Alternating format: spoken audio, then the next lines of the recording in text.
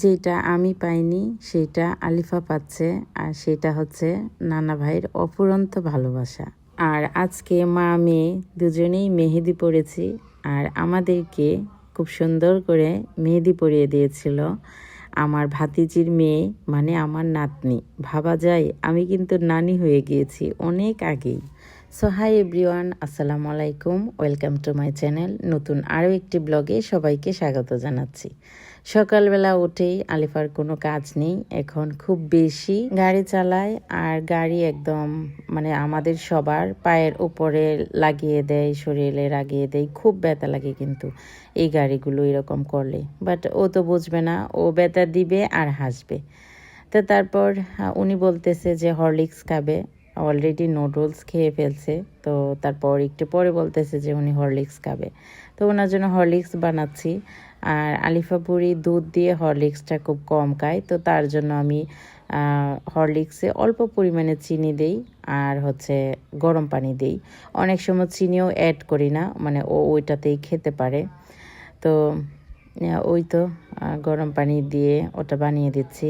আর ও এত মানে চালাক বলবো, বড় মগে আমি কখনোই ওকে দিতে পারি না, কারণ ও বলে কি যে না, আমি এই যে কিউট চার কাপটা আছে ওইটাতে খাবো।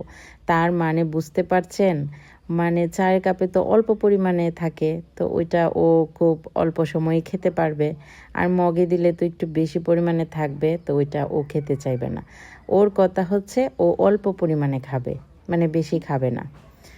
তো আমি তো ওর চালাকি বুঝে গেছি, তো আমি হাসি যে ও কতটুকু চালাক, যে ও আমাকে মানে বোঝানোর জন্য বলে যে আমি কিউট চায়ের মগটাতে খাবো।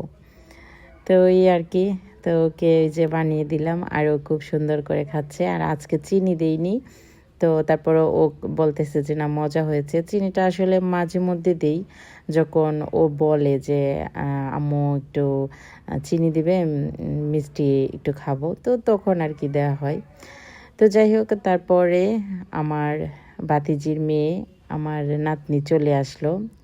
মাশাল্লাহ, আমার নাতনি কিন্তু খুব সুন্দরী আর খুবই স্মার্টলি চলাফেরা করে।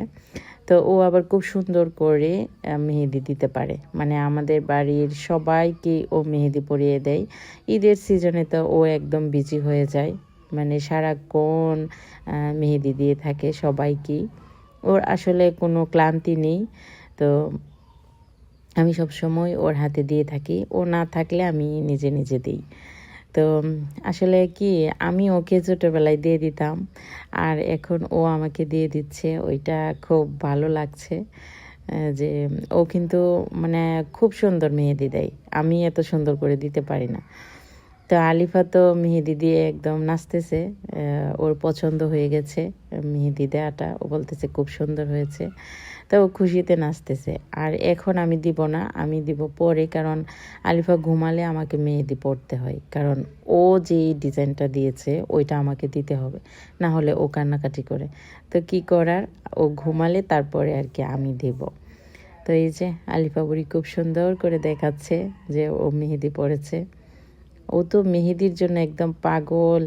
আর এই মেহেদিটা আমার ছোটো বোন ঈদের সময় ও কিনে রেখেছিল, ঈদে তো ও আসতে পারেনি, ঈদের পরে আসছে, তো তখন নিয়ে আসছে আর কি। তারপর আম্মা ডাকতেছে, বলতেছে আব্বা বাজার থেকে আম নিয়ে আসছে, পাকা আম। তো পাকা আমগুলো যেন কেটে দিই। তো এইগুলো প্রথমে ভিজিয়ে রেখেছিলাম অনেকক্ষণ, তারপরে কাটলাম। তো আমি আবার আম পাকা আম হোক বা কাঁচা আম হোক, ওইগুলো আমি কেটে তারপর আবার ফ্রিজে কিছুক্ষণ রেখে দিই। আর যেইগুলো দুধ দিয়ে খাবো ওইটা তো সাথে সাথেই আসলে খাওয়া হয়ে যায়। তো এইভাবে কাটলে আমি ফ্রিজে রেখে দিই, তারপর আর কি খাই। তো আমগুলো বেশ মজা লেগেছিল, খেয়েছি। আমার যদিও আম খেতে বারণ, কারণ আমার ফ্যাটি লিভার, তো কিছু করার নেই, এখন সিজন, তো ওই জন্য আর কি খেয়ে নিচ্ছি। তো তারপর আমরা একটু ঘুরতে গেলাম, আর আলিফা বুড়ি তো ঘুরতে যাওয়ার জন্য খুব পাগল। তো আলিফা বুড়িকে নিয়ে তারপর ওই যে আমার ভাতিজির মেয়ে, তারপর আমার ছোট বোন, তো সবাই আমরা একসাথে যেই জায়গাটাতে আর কি সবসময় যাই ওইখানে বসে আড্ডা দিই আমরা। তো এই জায়গাতেই চলে গেলাম।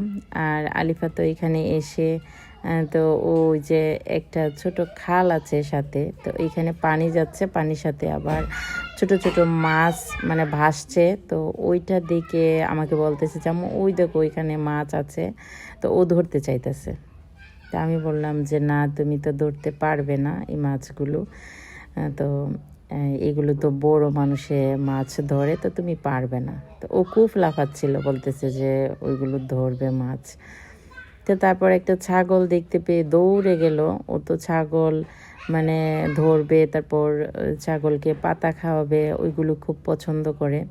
তো ছাগলটা ওর ভয়ে মানে কাছে আসছে না, মানে ওই যে এক দৌড় দিল ছাগল, মানে ওর ভয়ে এদিক দিয়ে আর যেতে পারছে না।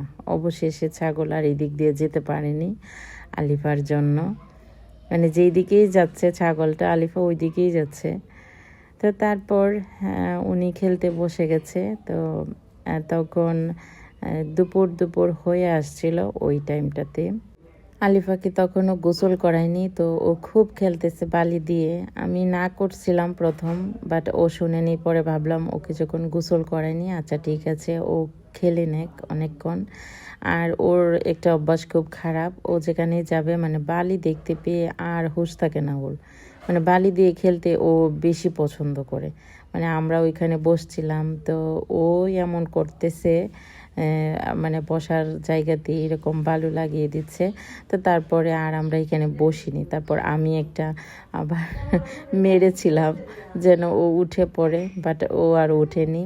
তো তখনই আমার আব্বা ওর জন্য একটা দই নিয়ে আসছে, মানে বাড়িতে দেখতে পাইনি। তো আম্মাকে জিজ্ঞেস করছিল যে আলিফা কোথায় গেছে, তো আম্মা বলতেছে যে ওই জায়গাটাতে গেছে। তো ওইখানে নিয়ে আসছে, মানে ভাবুন, ও তো বাড়িতে গিয়েও খেতে পারতো, বাট আমার আব্বার কথা হচ্ছে যে এখন নিয়ে আসছে, তো এখনই ও খাবে, এটা কেন রাখা হবে। তো আব্বা এসে দিয়ে গেছে। তো এইখানেই আলিফা বুড়ি খাচ্ছে। তো আসলে নানাদের ভালোবাসার কোনো তুলনা হয় না, একদম অথেন্টিক হয় এই ভালোবাসাটা।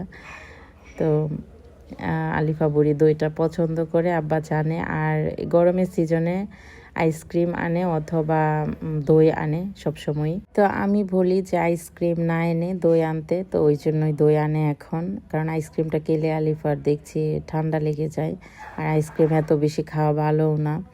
তো উনি খেয়ে একদম ওইটাকে ফুলদানি বানিয়ে ফেলছে বালি দিয়ে। তো যাই হোক, তারপর এসে পড়লাম বাড়িতে আমরা সবাই। আর এসে আলিফাকে গোসল করিয়ে দিলাম, সাথে আমিও গোসল করে নিলাম। তারপর একদম লাঞ্চের টাইম হয়ে গেছে, তো এখন আমরা খাওয়া দাওয়া করব। আর ওই দিন আম্মা রান্না করেছিল ঢেঁড়স ভর্তা, পাট শাক, তারপর হচ্ছে চাপা শুটকির তরকারি, কাঁঠালের বিচি দিয়ে, প্লাস বিভিন্ন ধরনের সবজি দিয়ে। এইটা এত মজা হয়, মানে যারা আমাদের অঞ্চলের আছেন তারা অবশ্যই এটা খেয়ে থাকবেন, এটার টেস্টটা তারাই বুঝতে পারে। আর আলিফা বুড়ি তো পাট শাক হলে আর কিচ্ছু লাগে না, মানে ও যে কোনো শাকই খুব পছন্দ করে।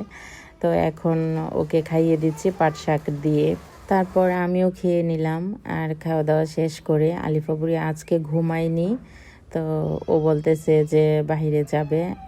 তো ওকে নিয়ে একটু বাইরে গেলাম। আর ওই দিন এত রোদ উঠেছিল, মানে একদম সবার অবস্থা খারাপ। আর তখন লোডশেডিংও বেশি করেছিল, মানে আমি দেখেছি যে যদি গরমটা বেশি পড়ে তখন মানে কারেন্টও খুব বেশি ডিস্টার্ব করে।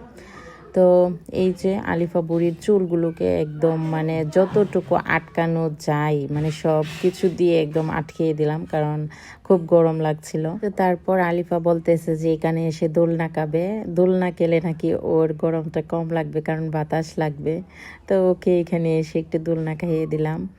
তারপর একটা ফুল গাছ দেখতে পেয়ে উনি তো বলতেছে যে আমাকে এই ফুলটা উঠিয়ে দাও। তো ওকে এই ফুলটা উঠিয়ে তারপর আবার বলে যে আমাকে কানে দিয়ে দাও, মানে ফুল উঠিয়ে দিলেই হয় না, কানে দিয়ে দিতে হয়। তো তারপর একদম সন্ধ্যা হয়ে গেছে, তো তখন আবার কারেন্ট আসছিল। তো কিছুক্ষণ বসেছিলাম ফ্যানের নিচে। তো তারপরে আবার একটু পর কারেন্টটা চলে গেছে। তো এখন ভাবলাম যে এত গরমে কারেন্টও নাই, তো এখন একটু আইসক্রিম খেয়ে আসি যদি ভালো লাগে। তো এখন আমরা চলে যাচ্ছি আইসক্রিম খেতে। তো এই যে আলিফা বুড়িতে খুশিতে নাচতেছে কারণ আইসক্রিম খাবে। বাট গিয়ে দেখি একটাও দোকান খোলা নেই, কারণ ওই দিন শুক্রবার ছিল। তো কিছু করার নেই, আপসেট হয়ে চলে আসলাম। তো এসে আমি আবার একটু মেহেদি পরে নিচ্ছি, কারণ আলিফা তখন ঘুমিয়েছিল। তো রাতের বেলায় তারপর আমি মেহেদি পরে নিলাম। তো যাই হোক, সব মিলিয়ে আজকের ব্লগটি কেমন লাগলো আপনাদের কাছে কমেন্ট করে জানাবেন। আজকের ব্লগটি এই পর্যন্তই। সবাই ভালো থাকবেন, সুস্থ থাকবেন। আল্লাহ হাফিজ।